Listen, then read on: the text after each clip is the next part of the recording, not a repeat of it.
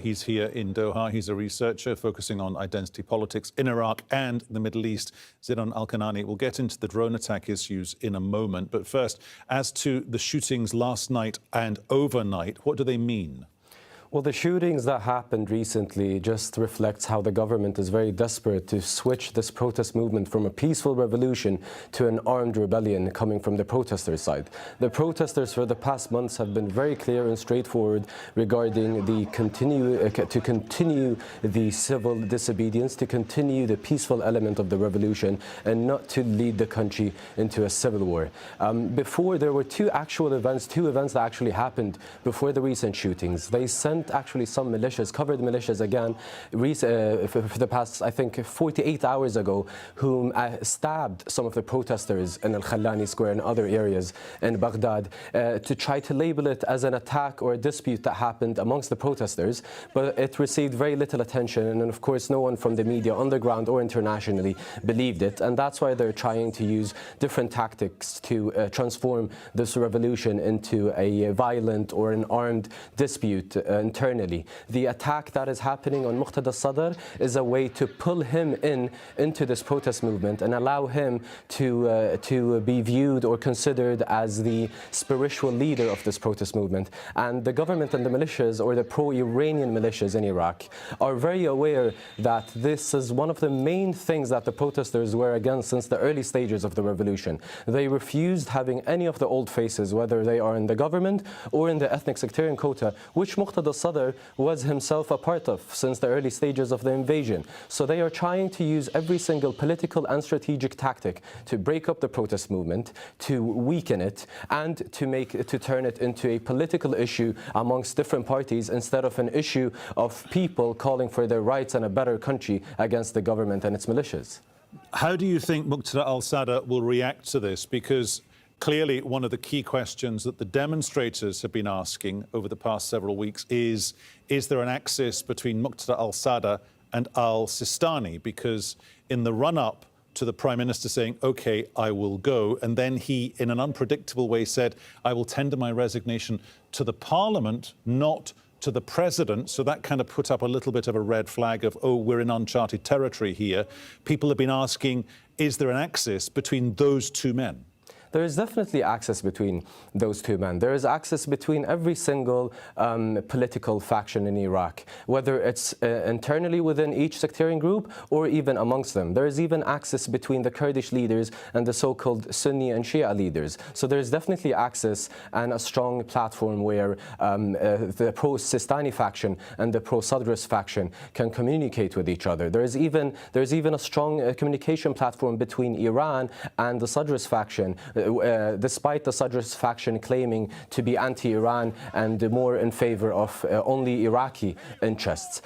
We could only know the upcoming actions of Muqtada alSadr depending on whatever the interest of his faction would be on the streets today. If he feels like that he could survive with cooperating with the protest movement today and survive without any support from the Marja'iyya, so pro-Sistani faction in this case, or without Iran or without the support of other political factions in the parliament or outside the parliament, then he would go for it. If he feels like he is not if he's not powerful enough to be with them and to face the future of Iraqi politics after that, then he might not take it. Despite his anti-Iran sentiment that has been going on for years, we saw his visit to Iran a few weeks ago, and that just shows that he plays along whatever the interest goes towards his own faction in Iraqi politics.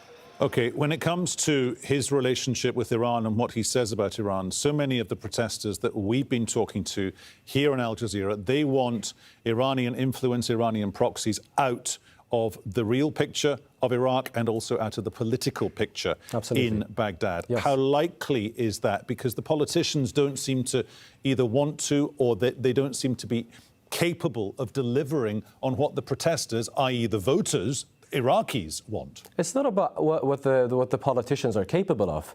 It's what the politicians want. The Iranian government today is the major regional proxy player that supports the ethnic sectarian quota in Iraq. Yes, it is very true that the Iranian government didn't establish that ethnic sectarian quota. It was the US-led invasion that did that in the early stages of the invasion starting from 2003. But it is regional power players, and in particular the Iranian government, that played a major role in maintaining that ethnic sectarian quota in Iraq, whether it be through the Shia political parties in Iraq or even through other Kurdish and Sunni political parties that had great common interest with the Iranian government. The Iranian government today has a major influence over Iraqi society, over Iraqi politics, over Iraqi economics. Iraq, which is a country rich of natural resources, is not capable of selling its own fruits and vegetables in the Iraqi market. They are in one way or another pressured to buy the Iranian products and sell it on the streets. Okay, we have to leave it there. Zeidon Alkinani, thank you as ever. Thank you very much. Is on identity politics in Iraq and the Middle East. Thank you so much for joining us. So obviously these reports are just happening within the last few minutes of Muqtada al-Sadr's home potentially being bombed by a drone. What might the implications of that be? Well, the only implication that this is showing us is the governmental desperation in trying to politicize the revolution in Iraq and trying to pull the peaceful revolution into an armed revolution and try to label it as a conflict between pro-Sistani factions and pro-Sadrist factions and pro-Soleimani, as in Qasem Soleimani, the Iranian general who controls the pro-Iran militias on the ground in Iraq, which are also the armed wings of the political parties that govern Iraq since the early stages of the invasion.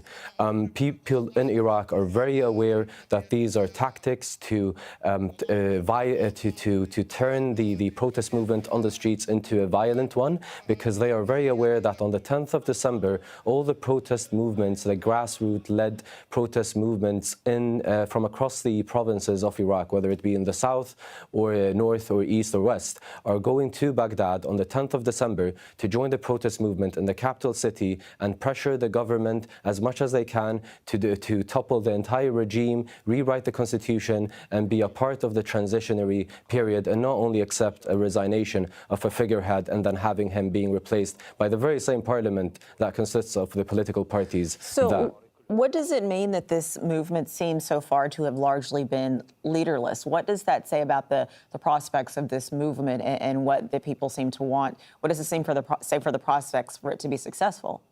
If the prospects were to be successful and this is to be continued in the way that the protest movements wants it to be continued and in the way it should be continued, then they will be focusing on the transitionary period, which will first look at rewriting the constitution, which was written under US-led invasion through the pressures of regional power players that were promoting for certain political parties and individuals who promised to push for their economic and personal interests of the political leaders of those regional power players. The prospects of the future prospects, hopefully, of that protest movement will be aiming at developing the education of the country, the healthcare and the social services. We can already see a utopian example going on in Tahrir Square in Baghdad today.